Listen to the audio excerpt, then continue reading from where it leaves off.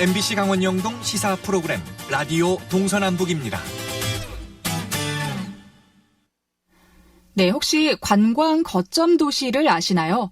올 4월 국가관광전략회의에서 발표된 대한민국 관광 혁신 전략에 따라 내년에 지정되는 관광 거점 도시는 전국에 4곳을 선정할 계획인데요. 선정된 도시에 내년부터 5년 동안 국비 500억 원을 비롯해 도비 매칭 등 1,000억 원이 투자될 계획입니다. 지자체로선 욕심이 날 수밖에 없는 제도인데요. 문제는 전국에 단 4곳만 지정한다는 거죠. 강원도에서 관광 거점 도시로 지정이 될 수 있을까요? 전문가와 함께 자세한 이야기 나눠보겠습니다. 강원연구원 유영신 박사와 함께합니다. 안녕하십니까? 안녕하십니까? 네, 먼저 관광 거점 도시라는 게 뭔지 개념을 좀 설명해 주시길 바랍니다. 좀 들어본 것 같긴 한데 예전부터 있던 제도인가요? 그거는 아니고 비슷한 제도는 있는데 지역의 관광 거점 도시는 고유한 지역의 관광 브랜드를 지닌 도시를 의미를 합니다. 그래서 글로컬 관광 도시로 도약할 수 있는 잠재력을 지니고 또 세계 수준의 관광 자원과 수용 태세를 갖춘 기초자치단체 규모의 도시를 일컫는데요. 이런 관광도시 육성은 사실 국가관광전략회의에서 발표한 대한민국 관광혁신 전략에서 지역 관광을 혁신하기 위해서 계획된 정책이라고 봅니다. 그래서 이를 통해서 세계적인 수준의 관광 자원과 브랜드를 또 갖추고 또 방한 관광의 어떤 새로운 목적지가 될 수 있는 거점 도시를 육성하고자 하는 목적이 담겨져 있습니다. 사실 지난 10년간 방한 외래 관광객은 한 2배 이상 증가했지만 방문 지역이 서울이라든가 일부 지역에 편중돼 왔기 때문에 이에 정부가 외국인 관광객이 방문하고 싶은 세계적 수준의 대표 관광도시를 육성해서 또 방한 관광객의 방문을 확대하는 한편 관광객들이 방문지가 지방으로 확산될 수 있도록 유도할 그 계획에서 추진하고 있습니다. 네. 그러면 이제 이 관광 거점 도시에 선정이 되면 내년부터 5년간 1,000억 원의 예산이 투자가 된다는 건데 이 예산도 좀 궁금합니다. 국비 500억 원에 나머지는 도비인 건가요? 네, 그렇죠. 이 사업은 매칭 펀드 방식으로 지원이 됩니다. 실제 내년부터 2024년까지 500원의 국비가 이제 도비 매칭 등으로 해서 1,000억 원이 투자가 지원될 예정인데요. 기초자치단체가 500원을 다 가져갈 수는 없겠지만 정확한 예산은 아마 선정된 지자체에 대한 관광 거점 도시 육성 사업 계획이 세부 계획이 나오면 거기에 따라 이제 결정되는 그런 방식입니다. 네. 이 1,000억 원이라는 규모가 정말 어마어마한데 이 예산이 이제 앞으로 어떤 용도로 주로 사용이 되는 건가요?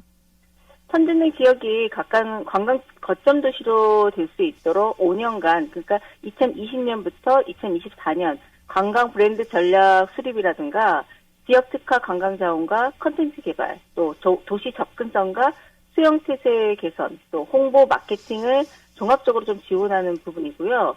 또 이러한 정책 효과를 높이기 위해서 지역의 교통계획이라든가 도시계획, 문체부의 타 사업과 또 타 부처의 관련 사업 등과 연계할 수 있도록 또 예산이 지원되기도 합니다. 네. 특히 이제 지역 관광 개발 역량을 향상하기 위해서 지역 관광 추진 조직이 또 만들어져서 거기에 추진 조직의 또 역량 강화라든가 민간 참여 등을 좀 추진해서 5년간 이제 지원이 종료된 후에도 해당 지역이 자율적으로 사업을 운영할 수 있도록 단계적 안착까지도 지원할 방침입니다. 그렇군요.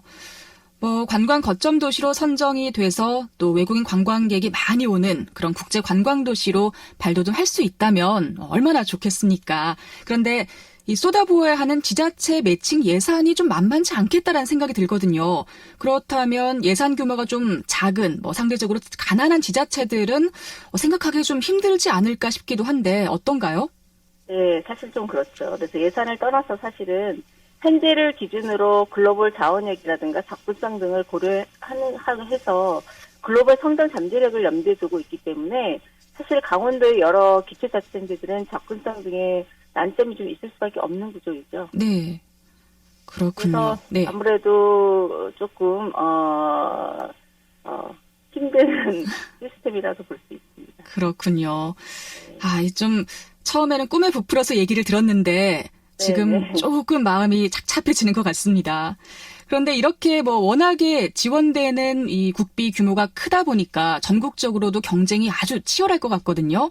일단 강원도 내에서도 선정이 돼야 또 강원도 대표로 후보 도시로 이렇게 올라갈 수 있을 텐데 선정 일정이라던가 방법이라던가 이런 건 어떻게 되나요?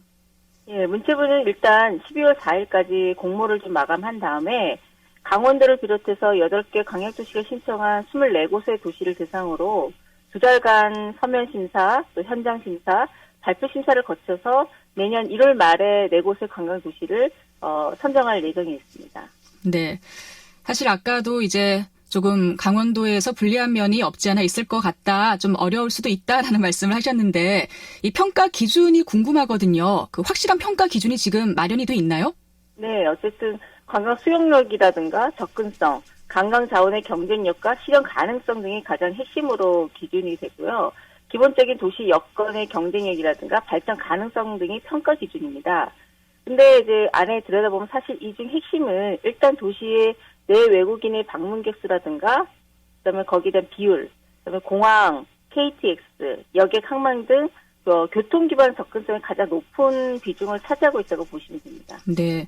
그 교통 기반 접근성이 좀 중요하다고 하면 우리 도내에서도 좀 후보가 될 만한 도시들이 사실 좀 정해져 있는 느낌인데요. 그렇죠. 그래서 네. 네, 아무래도 다 아시겠지만 이런 공항이라든가 KTX, 여객 항만에 가까운 곳이 아무래도 이게 글로벌 관광 도시를 육성하는 거기 때문에 외래 관광객들이 접근성이 좀 용이한 부분들이 아무래도 좋은 평가를 받지 않을까 싶습니다. 그렇군요. 어쨌든 강원도에서 후보 도시가 된다고 해도 이게 전국 4곳만 선정을 하다 보니까 전국에 있는 또 다른 쟁쟁한 관광 도시들과 또다시 겨루어야만 합니다. 뭘 특별히 지금 와서 준비할 수 있는 건 없지 않을까 싶기도 한데요. 마지막으로 우리 지자체들과 또 주민들은 어떻게 준비를 하면 좋을지 마지막 조언을 좀 부탁드릴게요. 네. 막대한 예산 지원은 또 열악한 재정 구조를 가진 기초단체의 입장에서는 간과할 수 없는 유혹이랄까? 그럴 수가 있을 것 같습니다. 네. 그래서 강원도 입장에서는 도내 어떤 도시가 선정되든지 결국은 거점 도시가 강원도 관광의 글로벌 플랫폼으로서 역할을 어쨌든 기대를 하고 있는 부분이고요. 준비 중인 도내 기초단체들은 가시적으로는 사실 보이지 않지만 지역민이 갖는 지역에 대한 자부심이라든가 이런 자긍심에서 비롯된 지역 내 현재의 자원을 한번 보시면 될 것 같고요. 이런 자원과 인프라의 역량이 결국은 관광 거점 도시로 선정되는데 큰 힘이 될 것 같습니다. 그래서 끝까지 지역 내 민간 산학 등이 좀 절실함을 가지고 둥지를 모아야 하지 않을까 싶습니다. 네. 전국에서 4곳 그리고 앞으로 5년간 1,000억 원이 투자되는 관광 거점 도시입니다. 우리 강원 지역에서 꼭 한두 군데 선정이 됐으면 하는 마음이네요. 그러게요. 네. 꼭 될 것 같습니다. 네, 알겠습니다. 네.